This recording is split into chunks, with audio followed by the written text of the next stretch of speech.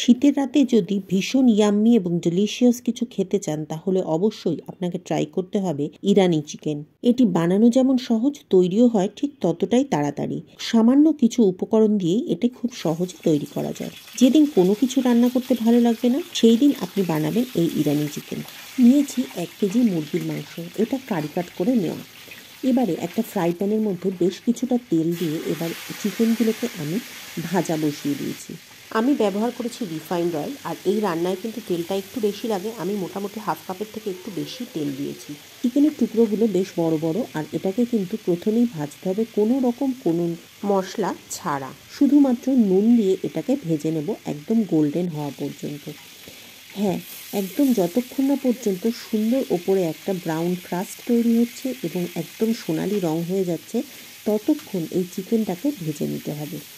যখন দেখবেন ওপরে সুন্দর একটা গোল্ডেন ক্রাস্ট তৈরি হয়েছে আর সুন্দর লাল রং ধরেছে, তখন এর মধ্যে দিয়ে দেব 2টো বড় সাইজের কুচিয়ে রাখা পেঁয়াজ, 2টো টমেটো আর বেশ কয়েকটা কাঁচা লঙ্কা। কাঁচা লঙ্কার ঝালটা আপনি নিজের মতো কমিয়ে বা বাড়িয়ে নেবেন। পেঁয়াজ আর টমেটোটাকে আমি স্লাইস করে দিয়েছি, আর কাঁচা লঙ্কাগুলো বড় বড় টুকরো করে দিয়েছি। খুব যে মিহি করে কুচোতে হবে এমন কোনো কথা নেই।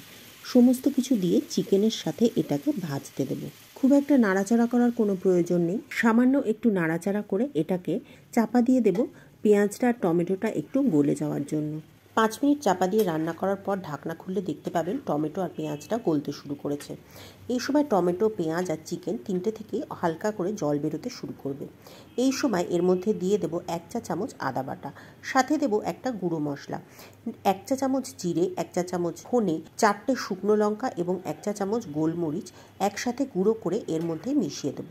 এই মশলাগুলো ভাজার কোনো দরকার নেই, আমি কাঁচা অবস্থাতেই এগুলোকে গুঁড়ো করে মিশিয়েছি। যখনই এই চিকেনটা রান্না করবেন তখন এই মশলাটা একদম ফ্রেশ তৈরি করার চেষ্টা করবেন। ধনে ফ্রেশ গুঁড়ো করলে ধনের খুব সুন্দর একটা গন্ধ আসে।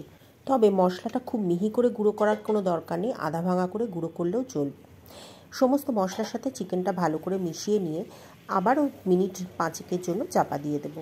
লো ফ্লেমে মিনিট 5 রান্না করলেই দেখবেন চিকেনটা খুব সুন্দরভাবে কষে যাবে এবং চিকেন থেকে সুন্দর করে তেল ছেড়ে আসবে।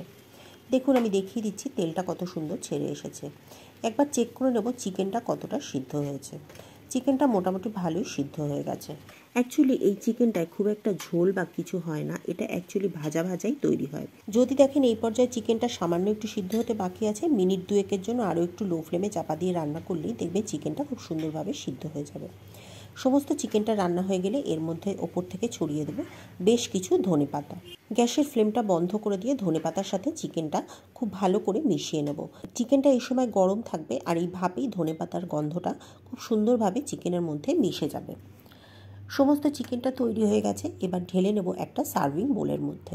শীতের রাতে রুটি, লুচি, পরোটা, পোলাও সব কিছুর সাথে এই চিকেনটা খেতে খুবই ভালো লাগবে। অবশ্যই একদিন বাড়িতে ট্রাই করবেন আর কমেন্ট করে জানাবেন আপনাদের কেমন লেগেছে। ভালো লাগলে লাইক করে একটা শেয়ার করে দেবেন। আর যদি চ্যানেলে নতুন হন তাহলে চ্যানেলটি সাবস্ক্রাইব করে পাশে থাকা বেল বাটনটি ক্লিক করে দেবেন। এতে সমস্ত ভিডিও নোটিফিকেশান আপনার কাছে পৌঁছে যাবে। তাহলে আজ এ পর্যন্তই। পরের দিন আবার দেখা হবে নতুন ভিডিওতে নতুন কোনো রেসিপি নিয়ে। ততদিন সকলে ভালো থাকবেন এবং সুস্থ থাকবেন।